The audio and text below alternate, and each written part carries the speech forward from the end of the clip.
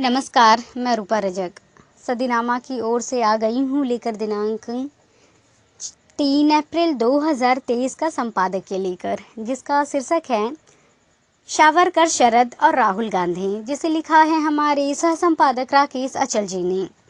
आज बात करते हैं सावरकर, शरद और राहुल गांधी जी की।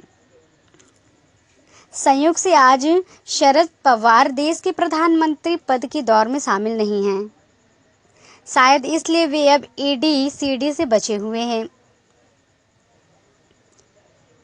उन्हें सम्मान में कोई कमी नहीं है, जबकि उन्हें क्षमावीर साबित करने के लिए उनके ही एक सजातीय नेता उम्र दस्तावेज जुटाए। उन्होंने राजनीति का औजार नहीं बनने दिया। शरद पवार की तरह व्यवहार करना चाहिए। शरद पवार जैसे मंजे हुए नेता अब देश में है ही कितने। और जानते हैं इस संबंध में आगे क्या कहते हैं हमारे संपादक महोदय।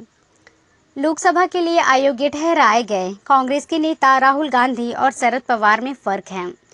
सावरकर को लेकर दोनों अलग तरीके से सोचते हैं और शायद जो सोचते हैं उनका सम्मान किया जाना चाहिए। आज देश के सामने मौजूद ज्वलंत मुद्दों को छोड़कर कोई यदि सावरकर को लेकर जुबानी जंग लड़े तो ये उसका मानसिक दिवालियापन है। दामोदर सावरकर वीर थे या महावीर, इस विवाद में मैं कभी नहीं पड़ता। वे दामोदर सावरकर थे और उन्होंने देश की आज़ादी के लिए अपने तरीके से काम किया। उन्हें उनके काम के बदले में क्या और कितना श्रेय मिला ये भी बताने की ज़रूरत नहीं है। वे वीर है या महावीर, इसको लेकर भी आज टीका टिप्पणी का कोई अर्थ नहीं है। ये सब बातें अप्रासंगिक और लगते का सांप कहे या तिल का तार बनाने जैसा है। सावरकर के योगदान को इसी देश की कांग्रेस सरकार ने भी स्वीकारा है। सावरकर के सम्मान में डाक टिकट जारी किए आदि आदि। आज फिर सावरकर को लेकर शोर हो रहा है। राष्ट्रवादी कांग्रेस की जनक और पूर्व केंद्रीय मंत्री शरद पवार ने दामोदर सावरकर के बारे में बड़े ही समझदारी की बात की। उन्होंने 32 साल पहले संसद में दामोदर सावरकर को प्रगतिशील नेता बनाया था और बताया था। उनकी प्रगतिशीलता का उदाहरण भी दिया था। वे दामोदर सावरकर से राहुल गांधी की असहमति को भी गलत नहीं मानते, लेकिन मानने वाले मानते हैं और राहुल गांधी से माफ़ी मांगने की मांग करते हैं। राहुल गांधी ने एक पत्रकार वार्ता में सिर्फ इतना ही कहा था कि मैं सावरकर नहीं हूँ जो माफ़ी मांगूं। राहुल ने भी गलत नहीं कहा था, वे गांधी हैं, सावरकर नहीं। वे न आज़ादी की लड़ाई में शामिल हुए, न जेल गए और न उन्होंने कोई विवादास्पद माफ़ीनामा ही भरा। राहुल की बात न किसी को चिढ़ाने के लिए कही गई होगी और न उसके पीछे सावरकर को छोटा करके बताना जा रहा होगा। राहुल गांधी की तरह ही बहुत से ऐसे लोग हैं जिन्होंने सावरकर की जीवनी को उसी रूप में पढ़ा है जिस रूप में राहुल गांधी ने पढ़ा। मैंने भी पढ़ा और मुमकिन है कि आपने भी पढ़ा हो। सावरकर अब हमारा अतीत है, हमारा वर्तमान या भविष्य नहीं। उनसे जिन्हें प्रेरणा लेनी है या उनकी पूजा करनी है, वे शायद अब तक किसी ने टोका नहीं या रोका नहीं। जो लोग सावरकर को क्षमावीर मानते हैं उन्हें भी कोई रोक नहीं सकता। इसमें मान अपमान की कोई बात नहीं है। अदालतों का वक्त बर्बाद करने की ज़रूरत नहीं। मेरे अपने शहर ग्वालियर के सपूत अटल बिहारी वाजपेयी के साथ भी एक माफ़ीनामा ताउम्र वाबस्ता रहा, लेकिन वे देश के प्रधानमंत्री बने। आज भी उनके सम्मान में कोई कमी नहीं है, जबकि उन्हें क्षमावीर साबित करने के लिए उनके ही एक सजातीय ने ताउम्र दस्तावेज जुटाए और बाकायदा अभियान चलाया था। लेकिन अटल जी के परिवार और उनकी तरफ से कोई अदालत नहीं गया। सावरकर ने परिजनों को भी इस मामले में ठंड रहना चाहिए।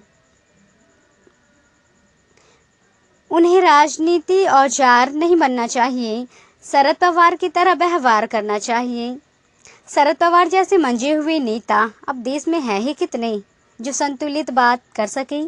संयोग से आज शरद पवार देश के प्रधानमंत्री पद की दौर में शामिल नहीं हैं। शायद इसलिए वे अब तक ईडी-सीडी से बचे हुए हैं।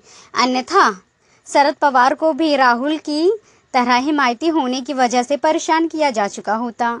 विपक्ष के नेताओं को परेशान करने के लिए आज जिस तरह के हथकंडे अपनाए जा रहे हैं, उनकी कोई सानी नहीं है।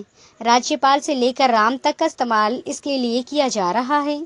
जो विपक्षी नेता ईडी-सीडी के जाल में नहीं फंसे, उनके राज्यों में अब सांप्रदायिक हिंसा की आग भड़काई जा रही है, लेकिन कोई इसकी बात नहीं कर सकता, आरोप नहीं लगा सकता, लगाना भी नहीं चाहिए, क्योंकि इससे राजनीति सौहार्द बिगड़ता है।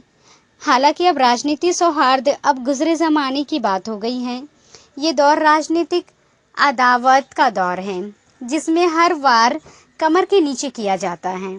शरद पवार ने कहा कि राष्ट्रीय कथानक में सावरकर पर जोर देने की ज़रूरत नहीं है, खास तौर पर तब जब आम लोगों को चिंतित करने वाले कई बड़े मुद्दे हुए, और यही आज की हकीकत भी है। सावरकर की बैसाखी अब किसी के काम आने वाली नहीं है, अब युग मोदी जी का है। आप उनका नाम लें, उनके बारे में कोई टीका टिप्पणी करें तो उसे जेल भेज दीजिए। आप ऐसा कर रहे हैं, कर सकते हैं, आपको कोई रोक नहीं सकता। भोपाल में माननीय के कार्यक्रम से पहले कांग्रेस की एक महिला नेता की गिरफ्तारी इसका ज्वलंत उदाहरण है। एक आम आदमी के नाते मैं यह महसूस करता हूं कि आज के युग में आप अपनी जान हथेली पर रखने की क्षमता रखते हो तो ही कोई राजनीतिक टीका टिप्पणी करने की ज़रूरत करे, अन्यथा मौन रहें। माफ़ी मांगने से मौन रहना ज़्यादा बेहतर है। मौन भी असहमति का एक रूप है। मौन केवल स्वीकृति का ही लक्षण नहीं होता, मौन रहकर भी बड़ी से बड़ी लड़ाइयाँ लड़ी जीती जाती हैं। ऐसे भी हमारे यहाँ अब प्रश्नाकुलता को राष्ट्र विरोधी मान जाने लगा है। प्रश्न करना और उत्तर की अपेक्षा करना इस अमृत काल में वर्जित है। तो ये था दोस्तों हमारा आज का संपादकीय। कल फिर लौटेंगे एक नए विषय, एक नए संपादकीय के साथ। तब तक के लिए नमस्कार। सुनकर देखो, सुनकर देखो, सुनकर देखो जी।